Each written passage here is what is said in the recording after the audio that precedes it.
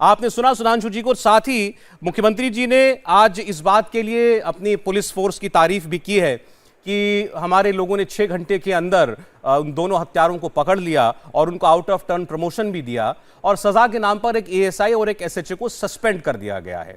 क्या ये काफी था आलोक जी? देखिए, मैं समझता हूं पुलिस का जो रोल था उसने अपनी पूरी तरह से बखूबी तरह से निभाया है। ये वही कन्हैया लाल थे जो अरेस्ट भी हुए 10 तारीख को और जमानत पर बाहर आए, और उसके बाद कन्हैया लाल ने स्वयं 15 तारीख को पुलिस में एप्लीकेशन दी और ये कहा कि मुझे कोई कार्रवाई नहीं करनी है, आगे हमारा समझौता हो गया। उसके बाद मुझे नहीं लगता प्रशासन का कहाँ पर कौन सा रोल बचता है। प्रशासन का रोल कल घटना के तुरंत बाद शुरू हुआ। 2 लोगों को 6 घंटे में पकड़ लिया, 12 लोगों को और अरेस्ट कर लिया और पाकिस्तान की ट्रेनिंग और तमाम चीज़ें बाहर निकल कर आई और टेररिज्म से पूरी तरह से इसका कहीं ना कहीं लिंक लिख रहा है। और अभी सुधांशु भाई ने कहा कि वैश्विक समस्या है। कल से तो बीजेपी के तमाम लोग कह रहे हैं गहलोत सरकार को बर्खास्त कर दिया जाए, और वो सचिन पायलट और पुलिस उनके पीछे लगा रखी है। अब कह रहे हैं वैश्विक समस्या है तो इस्लाम की समस्या है। मुझे लगता है कि इस मुद्दे के ऊपर राजनीति नहीं करनी चाहिए, शांति की अपील होनी चाहिए। लेकिन दुर्भाग्य यह है कि प्रधानमंत्री से लेकर गृह मंत्री से लेकर गुलाबचंद कटारिया से लेकर किसी भी व्यक्ति ने मैंने नहीं सुना कि शांति की अपील की कोई बात कही हो।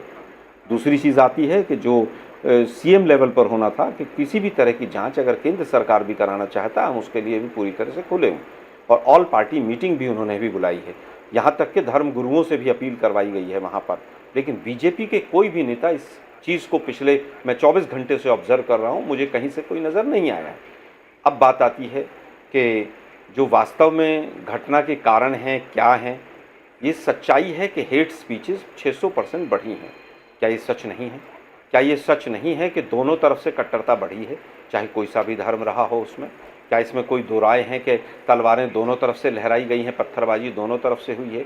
लेकिन ये माहौल क्यों बन रहा है कि 80-20 के नाम पर, शमशान कब्रिस्तान के नाम पर अगर वोट देश के शीर्ष नेतृत्व मांगेगा तो स्वाभाविक है ये चीज़ें नीचे तक परकोलेट करेंगी।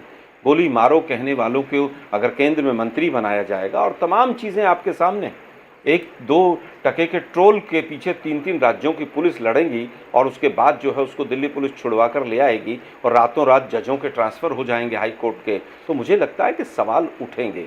प्रशासन के ऊपर हमारी सरकार है, हम विनम्रता से कहना चाहते हैं अगर हमारी कहीं कोई कमी रही होगी हम उसको ज़रूर दुरुस्त भी करेंगे, देश की जनता से माफ़ी भी मांगेंगे। लेकिन क्या देश के गृह मंत्री और प्रधानमंत्री को एक अपील करने में इतना दुख हो रहा है? तमाम राज्यों के मुख्यमंत्रियों ने कहा है कि माहौल खराब हो रहा है, तमाम एजेंसीज कह रही हैं कि माहौल खराब हो रहा है, और आज से नहीं हो रहा है। आलोक जी, आप भी कहीं ना कहीं वही बात दोहरा रहे हैं। मैं अगर सही हूं तो जो मुख्यमंत्री अशोक गहलोत ने कल कहा था कि इस वारदात की जिम्मेदार जो है वो देश के हालात हैं। नहीं, मैं ये कह रहा हूं कि उसमें से एक बहुत बड़ा कारण ये भी है। अच्छा, आज का बहुत बड़ा कारण देश का माहौल, मतलब ये लोग जो हैं जिन्होंने कन्हैया लाल का गला काट के उसकी हत्या की, ये लोग देश के माहौल से आक्रोशित थे। मैं 1 मिनट मैं उत्तर देता हूं इसका। देखिए, मैं कह रहा हूं कि ये आक्रोशित किससे थे पुलिस जांच में सामने आएगा, जांच अभी शुरू हुई है। लेकिन माहौल जो खराब है उसकी वजह से इस तरह की वारदात और घटनाएं बढ़ रही हैं, इसमें कहीं कोई दो राय नहीं है। ये आप मीडिया के साथी भी जानते हैं, हम भी साथी, सब लोग जानते हैं। अब बात आती है कि आईएसआईएस की। आईएसआईएस के लिए मुझे याद है 2014 में, 2015 में 2 बयान मुझे तत्कालीन जो गृह मंत्री थे राजनाथ सिंह जी, उनके याद हैं कि भारत में आईएसआईएस की कोई उपस्थिति नहीं है, और उसके 6 महीने के बाद आईएसआईएस की उपस्थिति तमाम जगह देखने को मिली।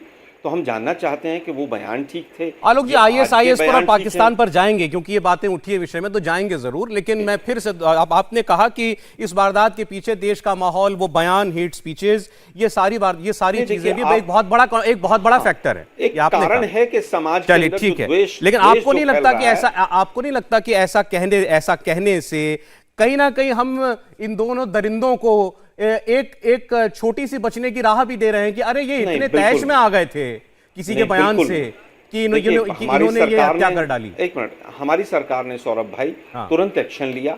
फास्ट ट्रैक कोर्ट में इसका पूरा केस चलेगा और जल्द से जल्द फांसी से नीचे कोई सजा नहीं होगी। पूरी तरह से नृशंस हत्याकांड है, इसको किसी भी रूप में स्वीकार नहीं किया जा सकता। जिम्मेदार देश का माहौल भी है और प्रधानमंत्री चुप क्यों है? एक सुधांशु का एक कमेंट, फिर मैं बारिश जा रहा हूं आपके पास। ठीक है सुधांशु जी। जो आलोक शर्मा जी ने कहा देश का माहौल और कटुता की बात ध्यान करिए। इन लोगों ने कन्हैया की हत्या करने के बाद प्रधानमंत्री जी की हत्या की भी बात कही है। वाकई देश का माहौल खराब है। कांग्रेस का एक नेता सीधे सीधे प्रधानमंत्री जी की मौत की कामना करता है और इतना घटिया शब्द बोलता मौत को लेकर जिसे टीवी पर बोला नहीं जा सकता। दूसरा जो देश का गृह मंत्री रह चुका है, गृह राज्य मंत्री, वो फिर मौत की कामना करता है और दोनों कांग्रेस के नेता हैं। और याद करिए 8 साल पहले सरकार आने से पहले मोदी जी की बोटी बोटी काट डालूंगा वो कहने वाला इमरान मसूद भी यूपी कांग्रेस का उपाध्यक्ष था।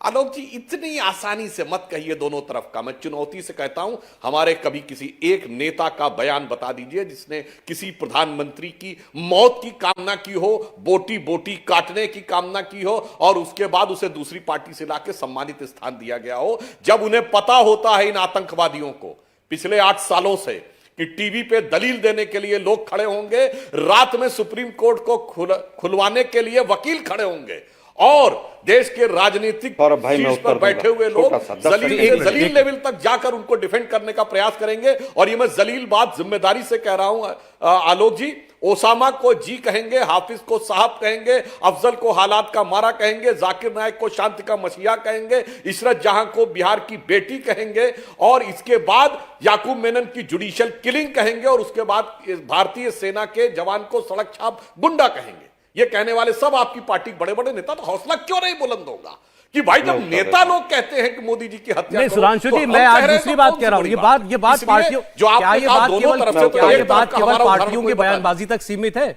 जैसा अभी आप कह रहे थे कि ऐसा ही है कि कैंसर का इलाज पैरासीटामोल से करने वाला उदाहरण आपने दिया था। मैं फिर इस चर्चा को जो आज केरल के गवर्नर आरिफ मोहम्मद खान साहब ने कहा, ये कहां से आती है दिमाग में बात?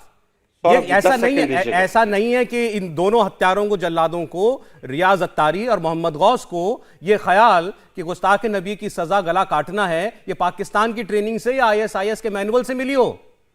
ये शिक्षा आरिफ मोहम्मद खान साहब कर रहे हैं, 5-6 साल के बच्चों को मदरसों में दी जा रही है। ये सिम्टम है दोनों लोग, बीमारी वहां है, जड़ वहां है। इंडिया टीवी हर वक्त हर जगह डाउनलोड करने के लिए सर्च करें India TV news Google play store या ऐप स्टोर पर।